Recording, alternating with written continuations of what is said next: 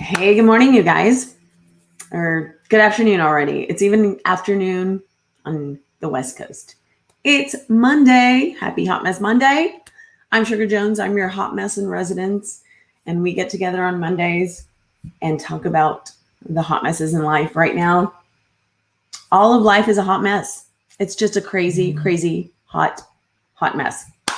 So I'm going to go share over really quickly to my personal page, as I do every time.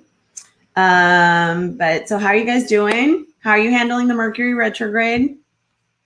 Holy cow. You guys, I'm having like some serious issues with this retrograde.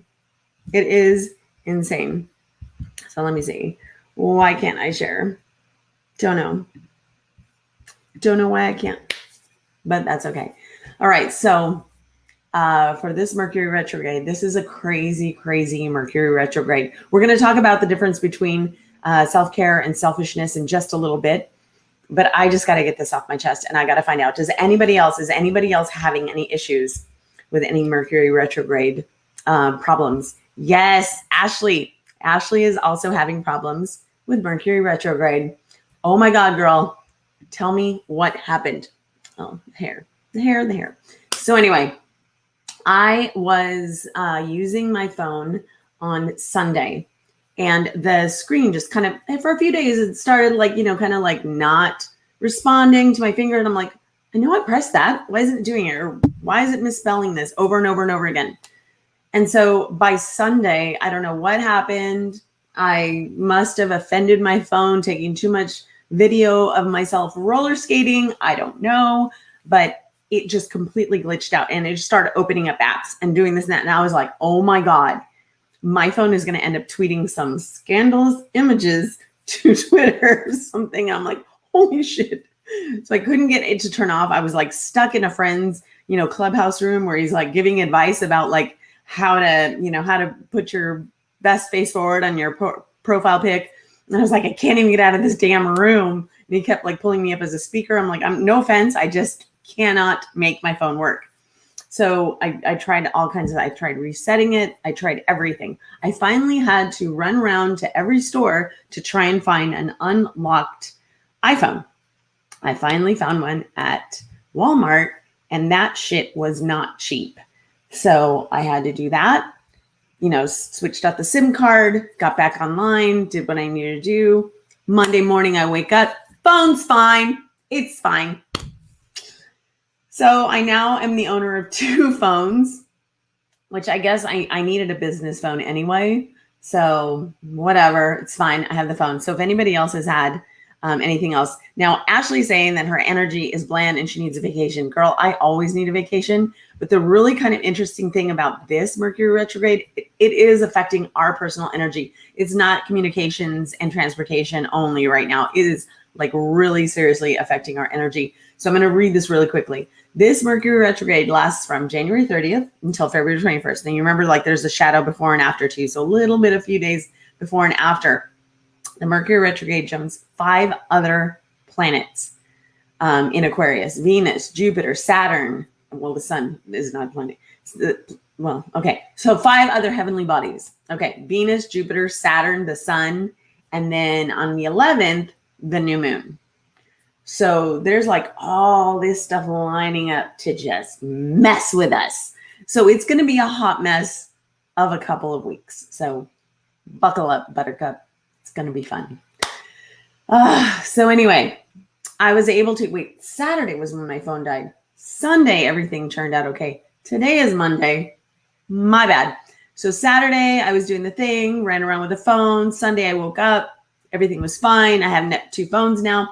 And then I also popped into my favorite clubhouse room. Well, one of my 2 favorite clubhouse rooms. It's like picking a favorite child. I'm not going to choose. But this is the daytime favorite clubhouse room. And that is it's not, I keep wanting to call it Super Soul Sunday. That's Oprah. It's Soul Talk Sunday. And that is Raj and Kate, my 2 friends. And so the conversation was about egos. And because there's a lot of egos on Clubhouse, and they're starting to get to be they're starting, you can avoid these rooms, right, with these big fat egos, but they're also now starting to kind of infiltrate into rooms that are having trying to have these higher vibration conversations. So it's a little obnoxious. We're not real thrilled about it. But anyway, so the conversation came up about ego, when is it good? When is it bad? And then some comments kind of came up about self-care and selfishness, and is selfish a bad word, and everything else. And I popped in with a little anecdote, as I do. And I remembered a time when my daughter, she was very young. She's, 19 now. At the time, I think she was maybe 6 or 7. And she had a friend who called her selfish. And she cried about that. And I was like, how does she even know what the word selfish means? So I don't know. I don't know how she knew what the selfish meant. I think she just knew the intention of the word, and that bothered her. Let me see if I can forward. Still can't forward this. I just love when Facebook changes things around. So great. Anyway, I'm trying really hard to share it to my profile picture. Or my main profile. Anybody else wants to share this to their main profile, please do. We're going to have a nice little fun conversation. And I can't wait to hear your opinions too. All right. So she responded, really sad. Why did her friend call her selfish? And I'm like, how do you even know what the word selfish means? And so we really started talking about that word. And I also wanted to call that little girl's mom and be like, what's your kid's problem? My daughter's the least selfish person. She's selfless, she's she used to call herself Helpful Hannah. She's I'm Helpful Hannah, that was her big thing. So when somebody called her selfish, I was like, why would anybody call her selfish? So we had this discussion about the word selfish. And I actually kind of started really delving into it on my end, just for my own, whatever craziness. And I really started thinking about it, and had been going through some other training for this human assessment tool. And we were talking about self-absorbed versus self-care, right? So selfishness is one thing, but self-care is a completely different thing. And sometimes people in your life will think that you are being a selfish mother effer just because you're stopping to take care of yourself for a little while. You've set up boundaries, they're not comfortable with it. And so they're going to push on you and make you feel bad that you're stopping to take care of yourself. So I'm going to give you a few little tips, and then I'm going to share this article in the comments later. But this was written, interestingly enough, on a red letter day for me, was updated. But it's 6 important differences between self-care and selfishness. And here we go. So self-care. So one of the first things they talk about is we only have a finite amount of resources. We only have 24 hours. We only have a certain amount of hours that we're awake during that time. A lot of that time is dedicated to handling a lot of our errands, family care, work, whatever, your errands, whatever you need to take care of. So then you have this little pool of time that you have left to do stuff for others, for yourself. So you have to be really careful with that time, because that time squandered, you don't get that back. So self-care, first little nugget, with self-care has far-reaching benefits for you and everyone in your life. So some people will see that you taking care of yourself as being selfish, but actually they don't really see the benefits of it on the long term, that you're now more rested and available for them to help them out in the future. So they're being selfish. So there you go. And also certain self-care practices, for, just as this was a study, appear to have significant implications for Medicare expenditures. This is just a cost-benefit analysis kind of thing. But basically, taking care of yourself takes care of your health. And when your health is taken care of, and when you're at your optimum, you are able to help other people in a better way, and more efficiently, from a better place. You're not stressed. You're not sick. You're not making everybody else sick. Self-care isn't done with an intention to harm others. That's number 2. A lot of people do think this, right? And they're definitely being the selfish ones. Don't point that out to them. Don't say, oh my gosh, that's so ironic. Just let them do their thing. Just think about it yourself. Just have this little nugget for yourself. You're not, no matter how much somebody says your self-care is selfish, ignore them. Don't let them break your little walls down, because that self-care is not, you're not intending it negatively. You know that you need to replenish. Something in you told you need to take a nap, you need a bubble bath, you need some quiet time, you need to walk around the neighborhood, whatever it was that you needed. It's not selfish, it's self-care. All right, number 3, the difference between selfishness and self-care. Selfishness prevents you from giving of yourself. Self-care enables it. Selfishness is that self-absorbed thing I talked about, that going inward, not in a way of like having to process things to make things better for yourself or mentally or meditating or anything.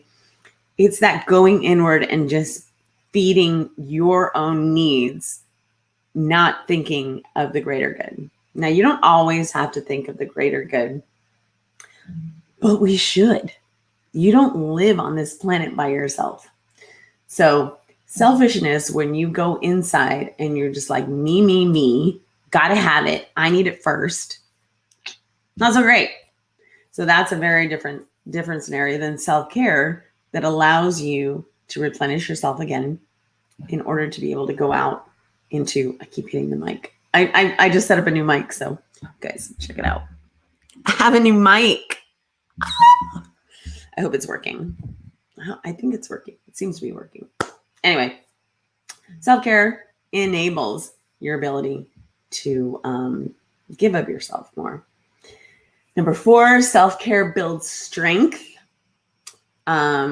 resilience. I kind of like that word better.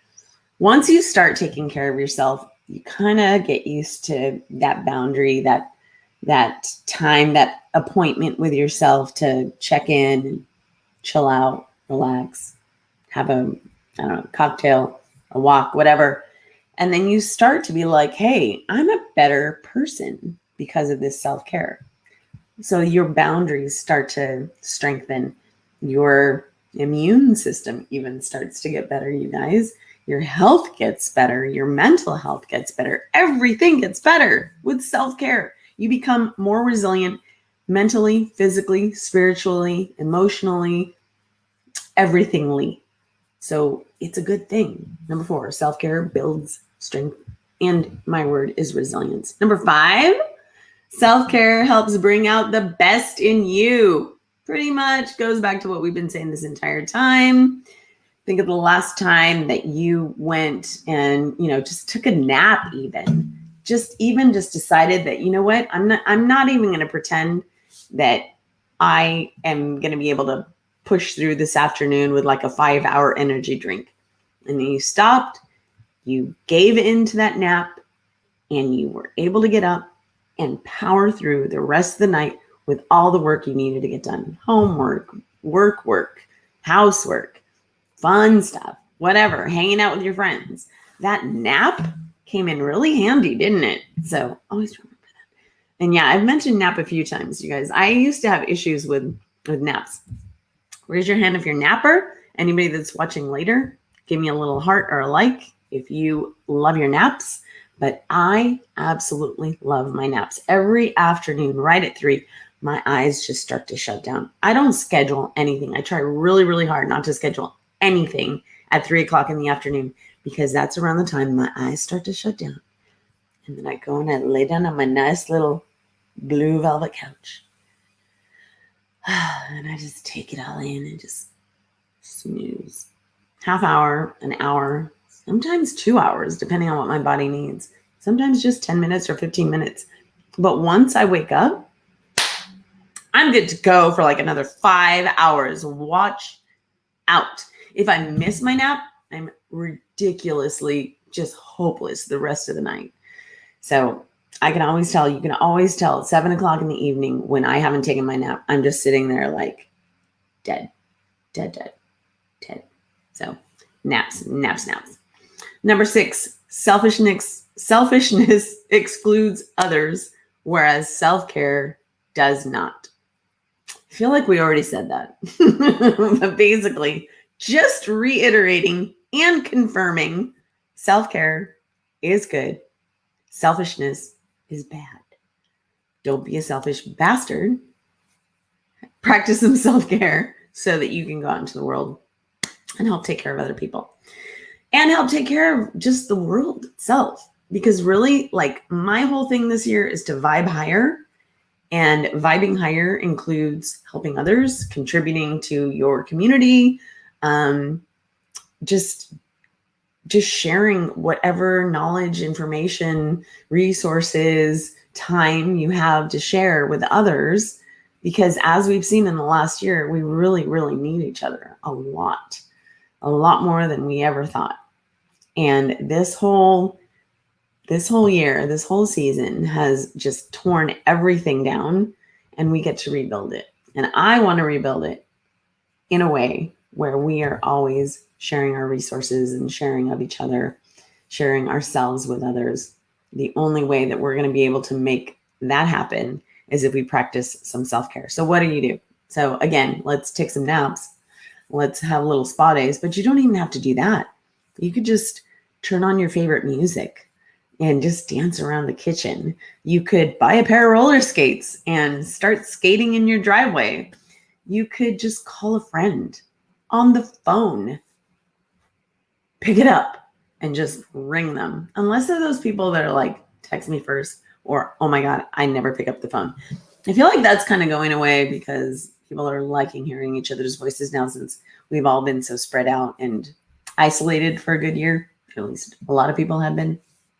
So that's a great tactic. Gardening is always something that I like to do. Swimming, surfing, whatever. I mean, I'm trying to think of all the different things that I like to do, but I would love for you to share with me in the comments some of your favorite self-care practices. And anybody in your life that tells you that self-care is being self-indulgent, self-absorbed, or selfish, tell them to come talk to Sugar, and I'll tell them to go, So anyway, all right, you guys, this one was quick, short, and dirty because I really have to get some other shit done. So I'm going to be a little